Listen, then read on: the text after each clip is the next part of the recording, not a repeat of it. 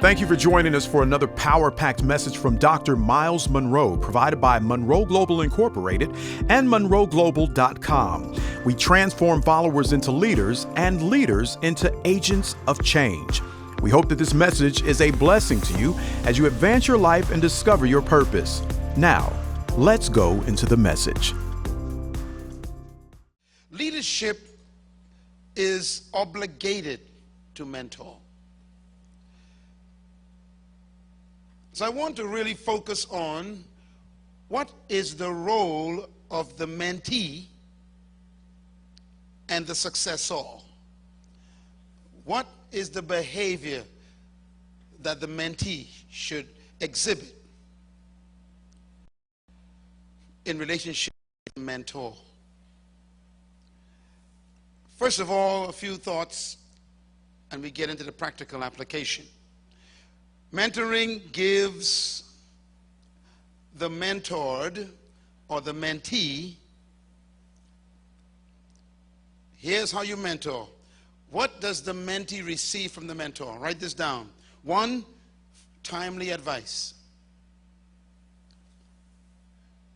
When you're mentoring, the mentee have to accept the fact that the mentor will be giving him or her a lot of input.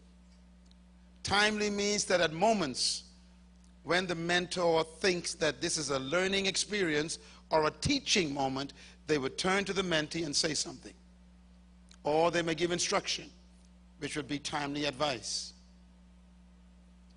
Secondly, the mentor will provide for the mentee materials like letters and articles and books and resources that the mentor is benefiting from. If you are a good mentor, you want to expose your mentee to the things that helped you.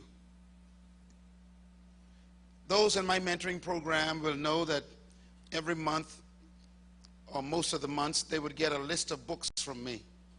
Why? These are the books that I'm reading. So if you're part of my mentoring program, I want to make sure you read what I'm reading. If I find an article that's very helpful to me, I would send that article to you.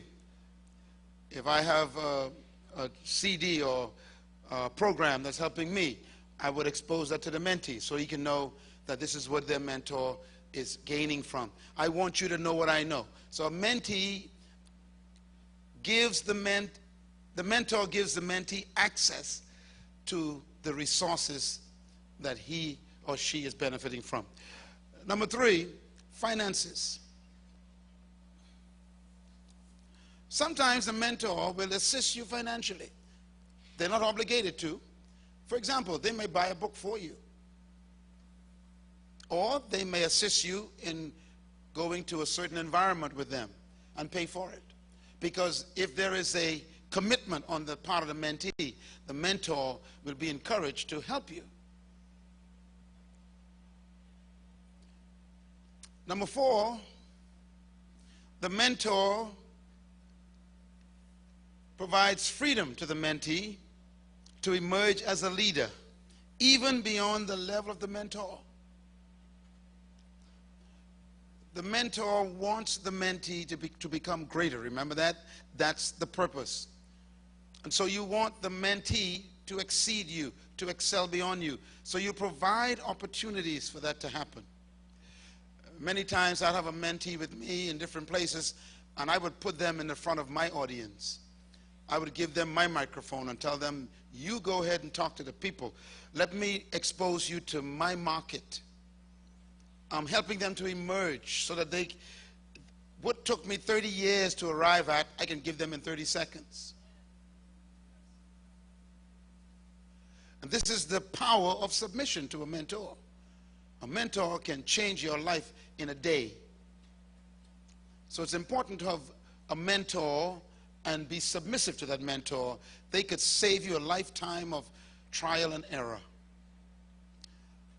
Number 5, the mentor models various aspects of leadership functions to the mentee. They show them how to lead in many different settings. You have heard Dr. Richard Pindler say that he observed me over 30 years and he watched how I led in so many different areas. That's what mentoring is about. You allow the mentee to see how you handle pressure, how you handle criticism, how you handle disappointment, how you handle abuse, how you handle misuse of your own self. How do you handle people who misuse you? They have to see you lead in the various settings of life. And number 6, the mentor directs the mentee to needed resources and opportunities for development.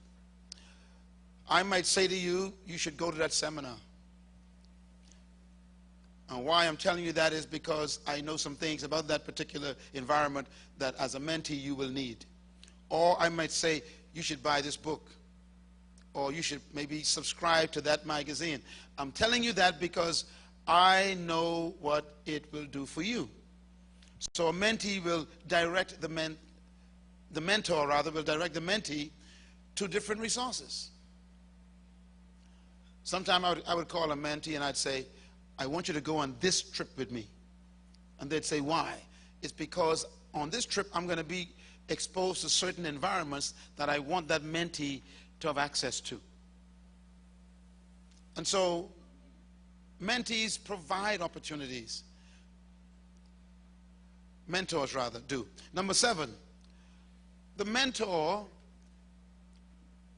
will co-lead in opportunities to build confidence in the mentee. This is very important.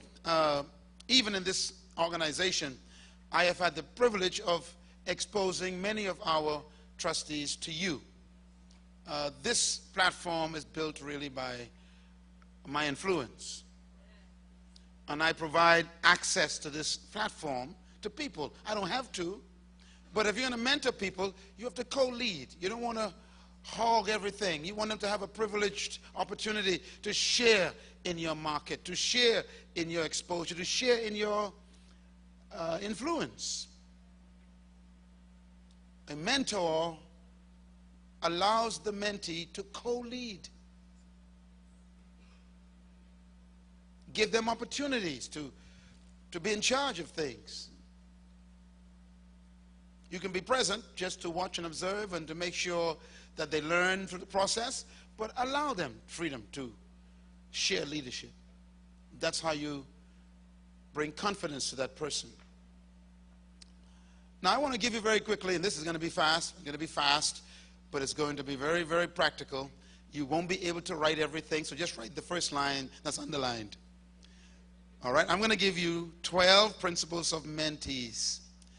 How the mentees should respond to the mentor.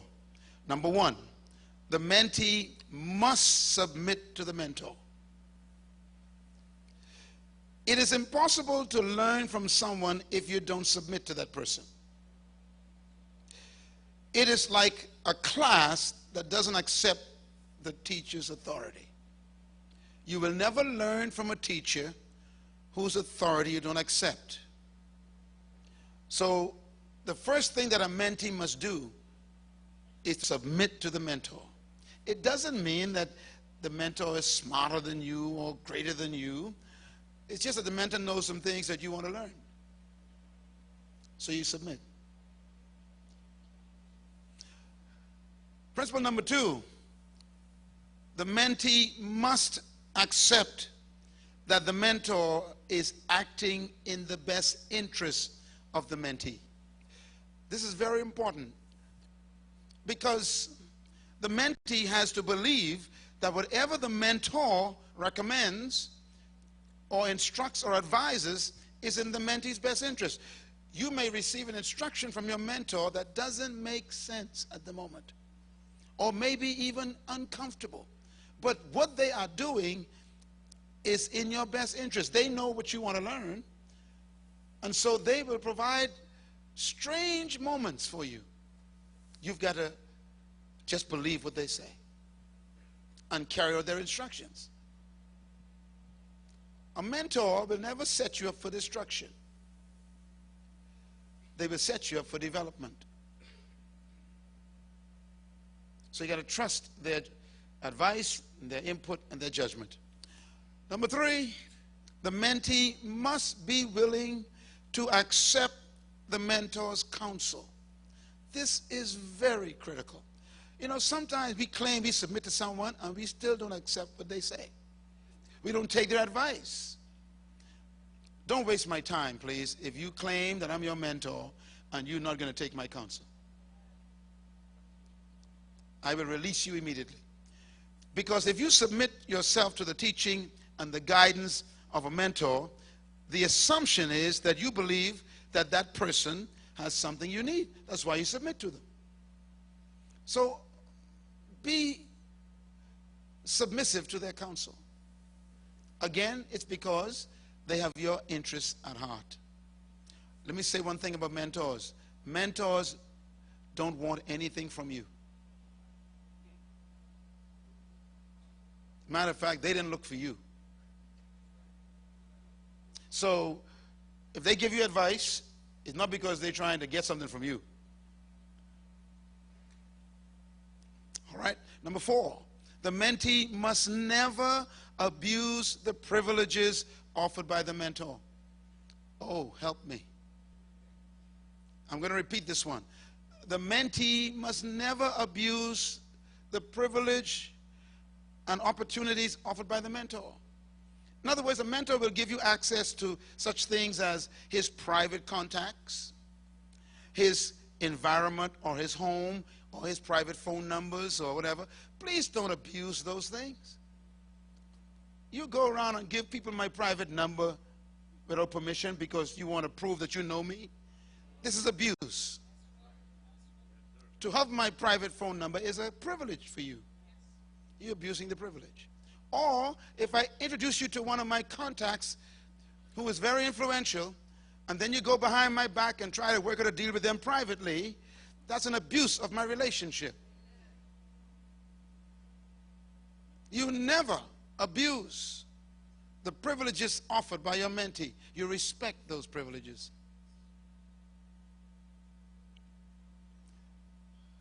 I may give you access to head of a country because you happen to be with me, and I introduce you to the prime minister of a country.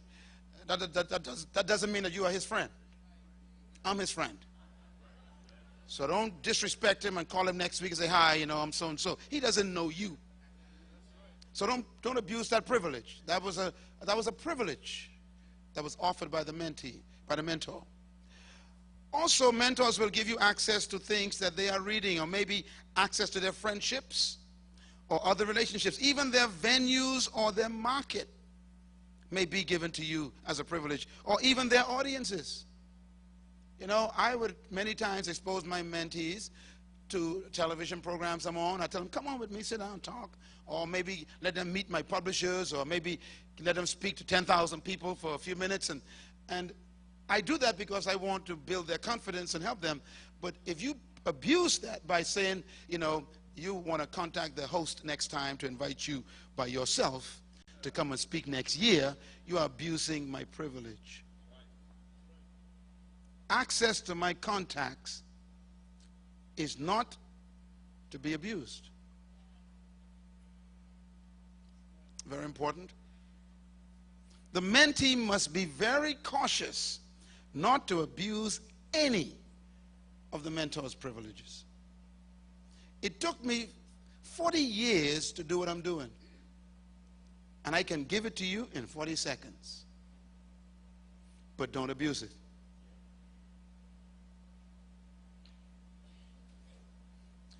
I've known people who tell other people that I'm their friend, and they met me once in a church lobby somewhere and shook my hands. I don't know you. You're telling a lie. So don't abuse those kinds of opportunities. You know, you could tell a person, yes, I met that person. I met him. I shook his hand some time ago.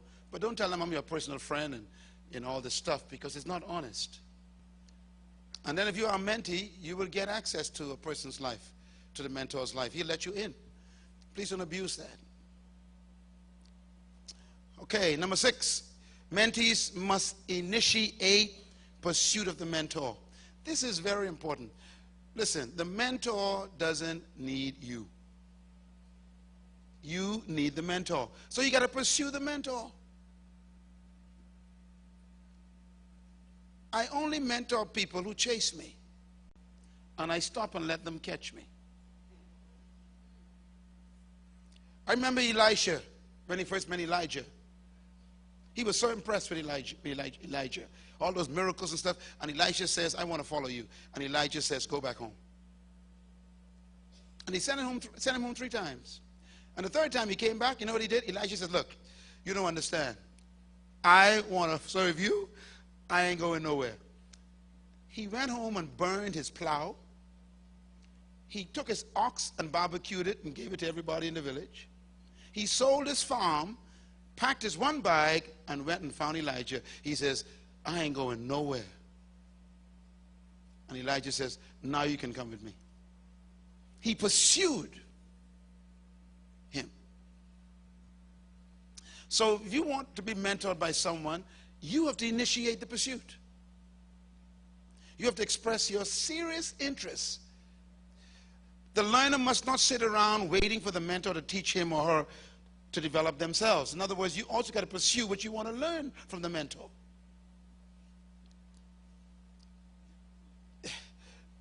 If you claim that I am your mentor, then you got to prove it by your hunger. Ask questions.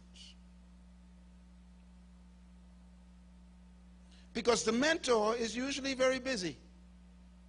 So you got to pursue them. And sometimes you think they're even ignoring you. They're busy. What to do? Just follow them around and watch.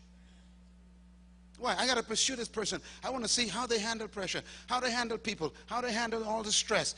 That's pursuing them. Because they ain't coming to you to teach you 5 points of how to handle stress. Mentoring is more by observation than by instruction. So you have to pursue the mentor. And that's what Elijah did. That's what the disciples did. They forsook their fishing business and they pursued Jesus and they followed him wherever he went. They slept with him and ate with him and went on the boats with him and they went to villages with him. They pursued him. They wanted to learn. Matter of fact, that's what the word disciple actually means. It means perpetual student. Write that down, disciple. It is not a religious word. It means perpetual student. It means someone who keeps on perpetuating their presence. They keep coming after you. The mentor will teach only those who are hungry for education. The one who wants to learn must pursue the mentor. All right, number 7. The mentee should harness the power of questions. What did I say? Say it out loud. The mentee should harness the power of questions. This is very important. If you are a mentee and you want to learn from a mentor, you must understand the power of questions. Nothing is more powerful as a tool for learning than asking questions. And do you know what's amazing? If you were to read the record of the New Testament 4 Gospels, you would be shocked to discover that more than 70% of the information given by Jesus Christ was a result of a question. See, a mentor is like a reservoir full of knowledge, information, experience, wisdom, all kind of wonderful, powerful stuff. And you need to suck it out of them. They don't just pour it on you. A question is like putting a hole in a dam. And the more questions you ask, the more holes you put in that dam filled with water. And if you ask enough questions, you could create a big crater that will bring a deluge of knowledge and wisdom upon you. You use questions to eat from the mentor. Here's something important.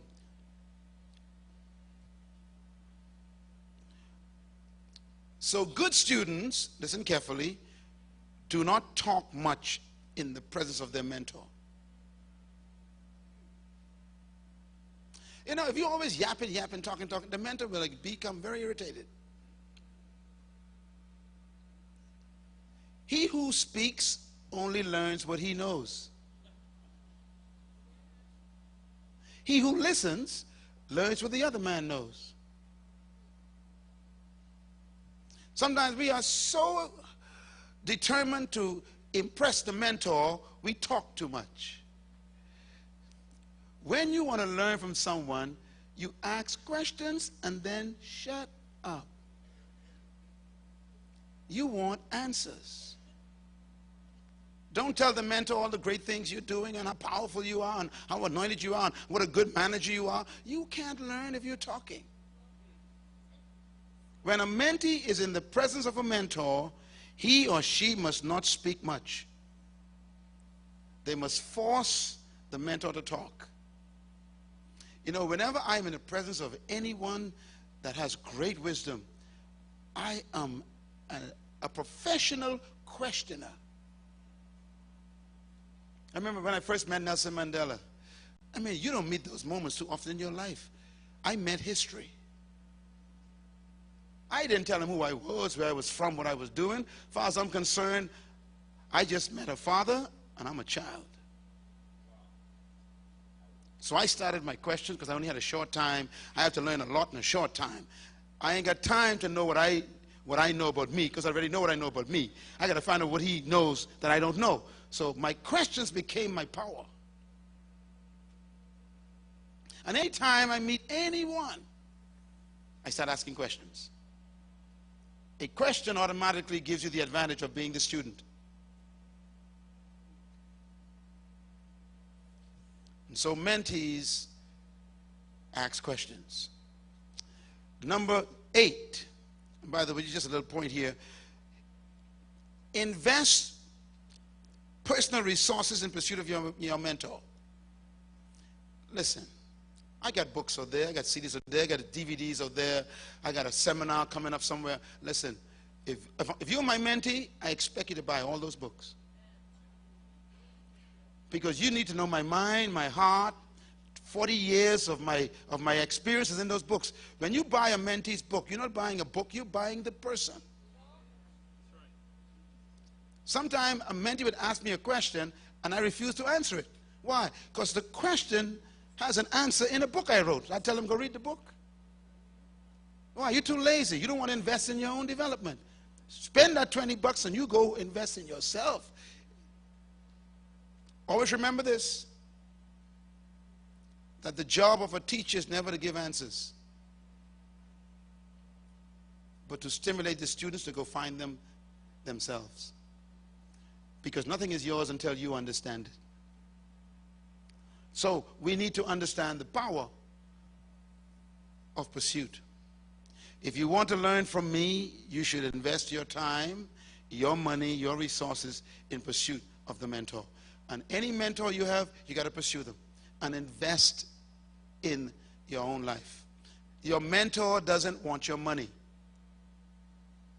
but they expect you to spend it on resources that they recommend to develop you. Number 8, the mentee must never compete with the mentor. Say it with me. The mentee must never compete with the mentor. This is a big one. This is a big problem. Some people say, well, I submit to you, and then they try to compete with me. Are you crazy? I remember one time Peter attempted to compete with Jesus. You all remember the story, how it ended. Christ was trying to tell them what he was planning to do, and Peter disagreed. And his response was, get out. You are full of the devil. If I'm your master, you don't compete with me. You know, it's like coming to a visionary and telling the visionary what kind of vision he should have. Wait a minute. You are the mentee. You're not in competition with your mentor. Here's the point. Competition with your mentor deals with motive. A mentee is one who wants to learn, not compete.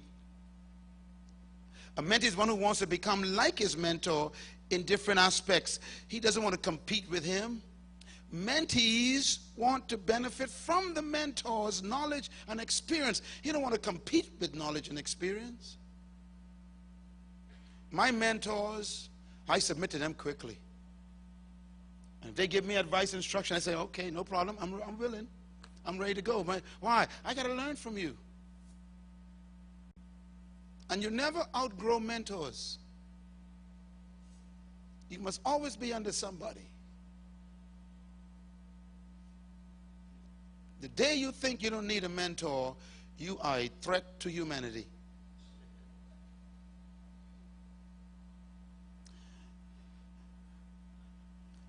In essence, you cannot learn from someone when you are attempting to compete with them. A lot of people locally in the Bahamas don't know me well, and I think you heard the former Prime Minister last night say some things about me. I was very flattered, really. I was shocked that he said those things. But he personally said last night that we don't really realize who we have in this country. And what he's saying is, we as politicians need to come to this man and learn. Well, I can't teach a person who doesn't want to learn. I can't help a person who doesn't submit. And if you think you are all of that, I can't help you. So mentoring requires that you don't compete with the mentor. The mentee must be very aware that he is not in relationship with the mentor to compete, but to learn. I'm here to learn. This relationship is for me to become better.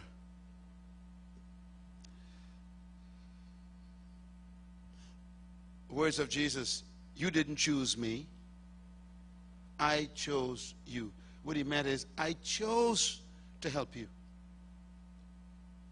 I chose to improve you. You pursued me, and I chose to respond. I wasn't looking for you.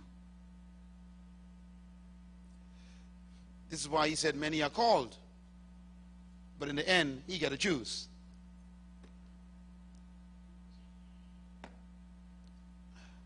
We have a mentoring program right out there, as a matter of fact, and I don't do this too often, but because we got a few hundred mentees already. But if you want to become a mentee of myself this week, go ahead and check it out.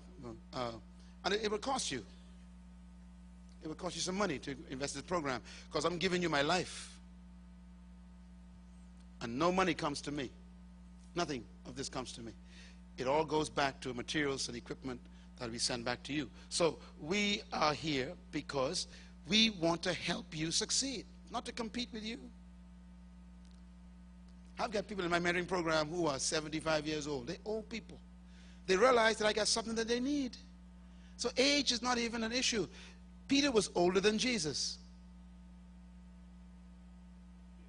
So what's your problem? Maybe I know some things that you need to learn. Or maybe someone else in this room knows some things you need to learn. Submitting to a mentor is a smart decision. It's not a demeaning decision. It doesn't make you less, it makes you more. So mentorship is critical. Now, here's some thoughts about this point. Mentees must be very aware that he or she is not there to compete, but to learn. So keep in mind that the mentor does not gain any personal benefit from the mentoring process. When the mentor is mentoring, the mentor is not in it to gain anything. The mentor is in it to help you gain everything. Whatever the mentor says or advises or instructs is intended for your interest. So be again submissive to advice and instruction. Mentor sees your future far beyond what you see. So you got to trust their judgment.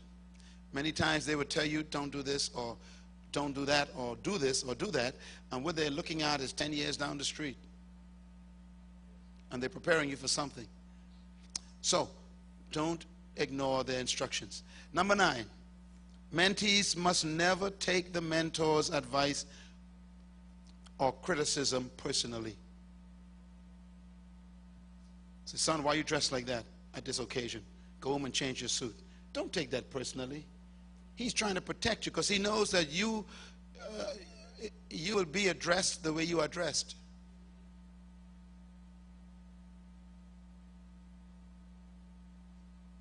And so don't take it personally. A mentor may say, don't come in this room right now, stay out. Don't take it personally.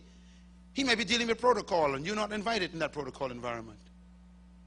Or he may say to you, you can't come into this reception with me with this president or prime minister, so please wait in the lobby. Don't take it personally. He knows things you don't know. So a mentor will give you instructions that sometimes may make you very uncomfortable. Or they may say things that seem to hurt your feelings. Just trust it and say, that's for my benefit. Whatever he said, that's for my benefit. I'm going to figure it out later, but that hurts right now, but that's for my benefit. Do you remember when Jesus told Peter, you are full of the devil? Guess what? The next meeting, Peter was present. He came back, didn't take it personal. If you are a mentee, you will have moments where the mentor will say things that hurt your feelings. But it's to help you. Very important. So you can't take it personally. This is another point I want to make here. In a moment of anger, a mentor will say something to you. Jesus Christ was angry when Peter said, you will not die. He was attacking the vision. And Christ says, you are full of the devil. Get out of here. And I'm sure he didn't say it nicely. But he was correcting Peter. Peter never again did Peter touch that vision.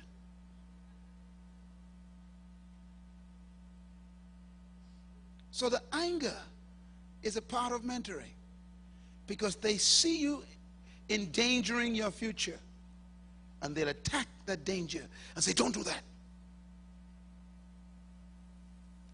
It's not personal. It's love. Are you clear? Mentoring. The leader wants to teach you a lesson.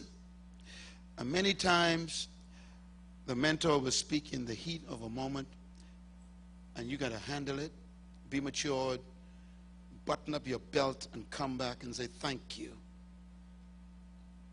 And later on you'll say, wow, now I see what he did that for. So don't despise the anger of your mentor. Yeah. All right. Number 10, mentees must never be jealous of their mentor's success. You know, if you're going to be mentored by someone, it's because they are successful. You cannot learn from someone you are jealous of. You know, after young emerging leaders, they see the life that the mentor has. You know, maybe he's got a jet plane, a nice car, maybe he got a house by the beach, and maybe he's got some money and got some stuff. But you don't know what it cost him. 50 years of tough life ended in an aircraft. And you're jealous over the aircraft. Don't do that. What you do is you ask him questions. What does it cost to get the aircraft? And he'll tell you 20 years of criticism, 5 years of depression, 2 years of being locked out, 10 years of bankruptcy, and you finally get a jet. And you go, I don't want a jet anymore. The price. It's the price. Don't be jealous of anyone. Find out the price. What did they pay?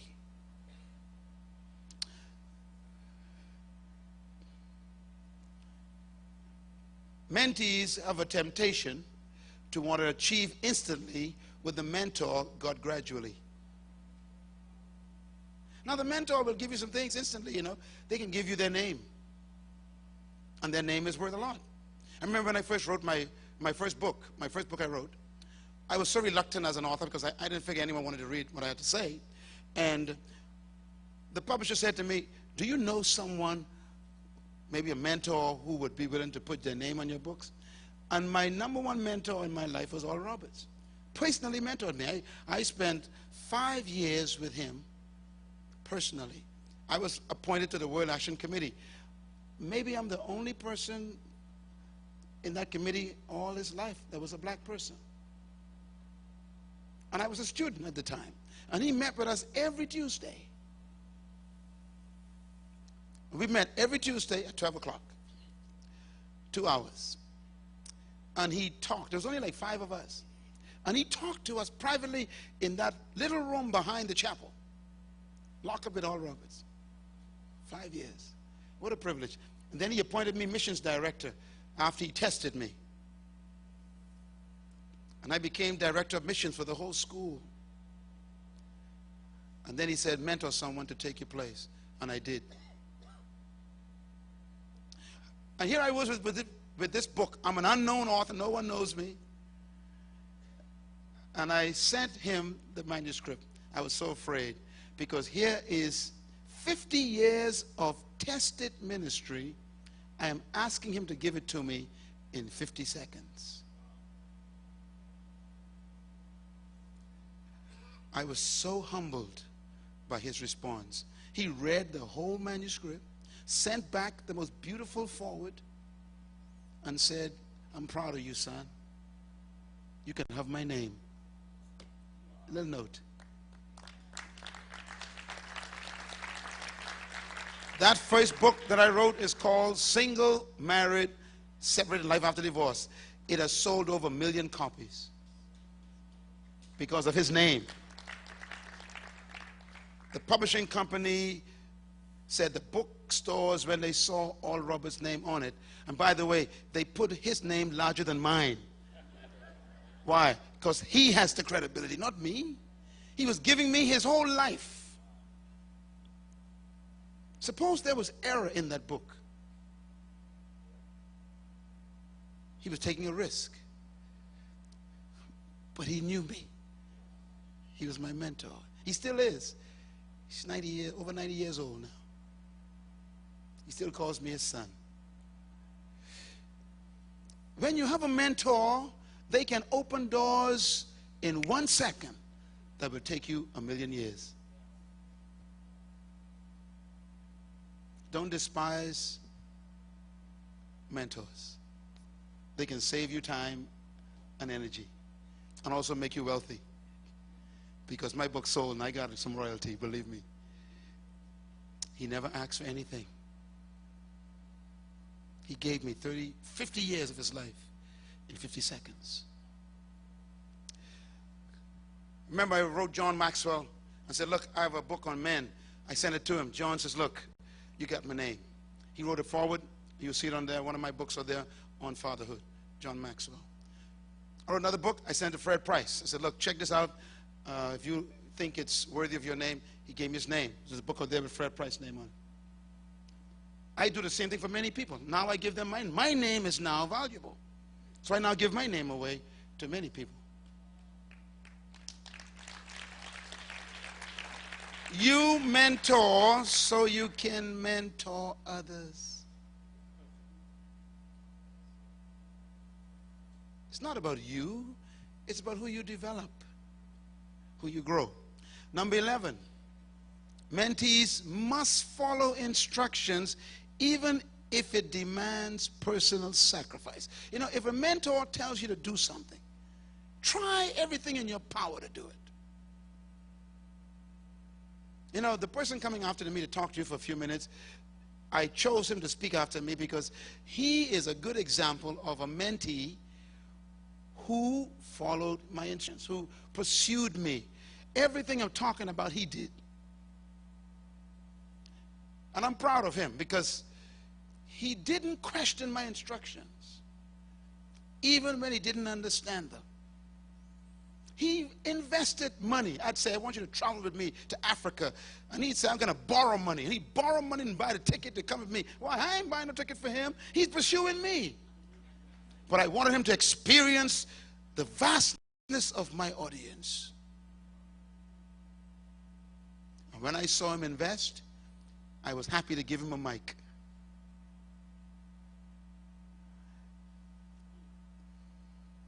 Sacrifice. You should go there now and buy every book I have on the table. $200. So what? If you want to be mentored, you got to sacrifice.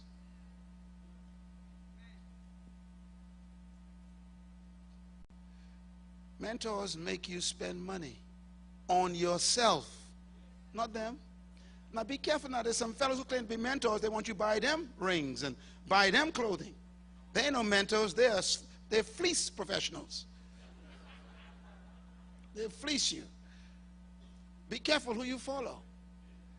If they want you to make them rich, they're not a mentor. If they want things from you, they are not a mentor.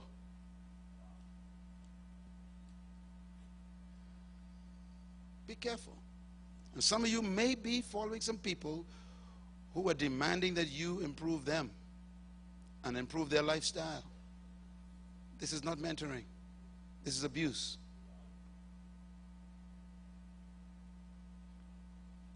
Mentors want nothing from you except your success.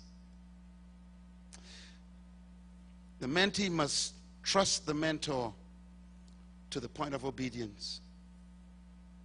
Frightening word, but you just got to obey them because they know more than you. They've been where you plan to go, and they've done what you intend to do. So they'll give you instruction, you just obey it. And this is tough for some people because our pride is so tall, God can't even get above it. Submission is the greatest act of maturity.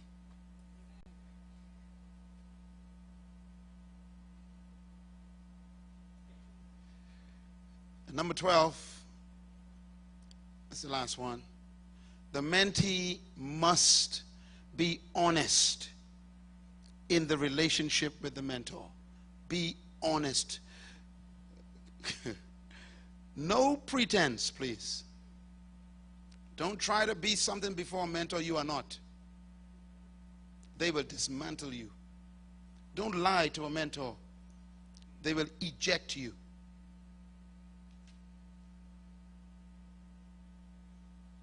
Be open, transparent. Don't misrepresent yourself before a mentor.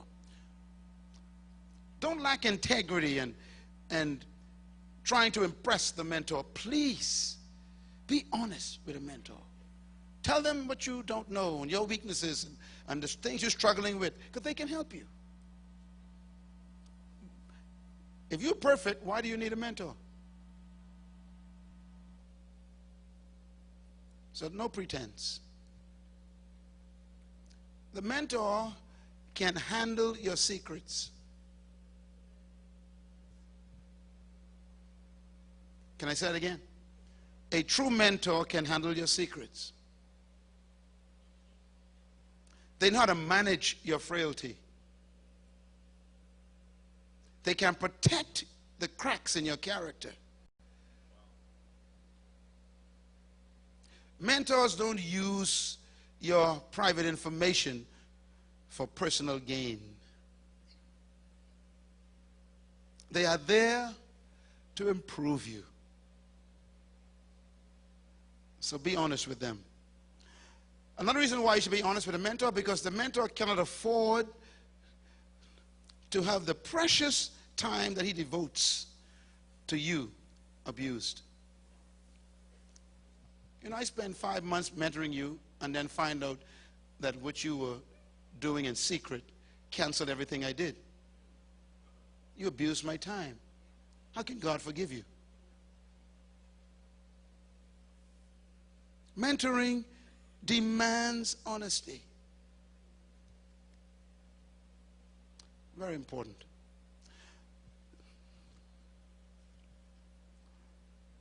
Mentors respect mentees. They don't ignore your value. They know you're important. Matter of fact, a mentor will respect a mentee because he decided to be a mentee. That alone makes him respect you. What a mentor can't handle is when you communicate to the mentor that you really don't need him. he backs off, leaves. I love you all, and I wish you the best. If I could take you into my life, I'd give you everything I have. I have no pleasure in you making me great. My greatest joy is you become greater. This is why I work so hard. In spite of people not understanding me, I do this, what I do here, because of you. My greatest legacy should be in the people who exceeded me. Exceeded me. When you become great, powerful, I can die.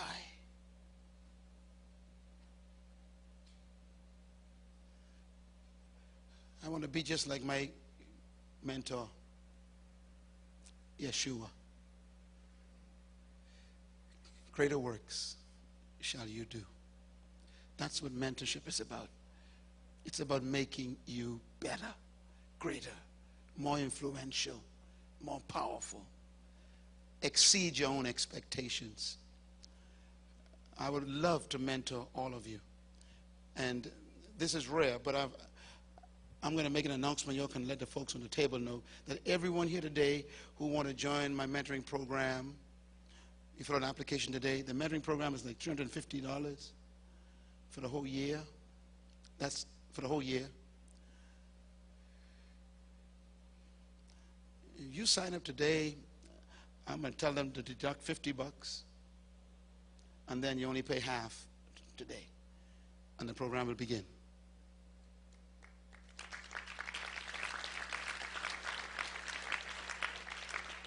You might be a pastor, a great, successful person, I don't know. But if there's something that you see in me that you would like to learn, then I am a potential mentor to you. Yeah. I can multiply what you're doing overnight, just like that. Just by my access. So sometimes the person you are jealous of could be your greatest blessing. Thank you once again for listening to this message, as we hope that it has been a blessing to you. Our goal is to show you new paths and opportunities so that you can discover your purpose. It is your love, support, and partnership that makes Munroe Global possible. Please visit us online at www.munroeglobal.com for more product, partnership, or to join us at one of our live events around the world.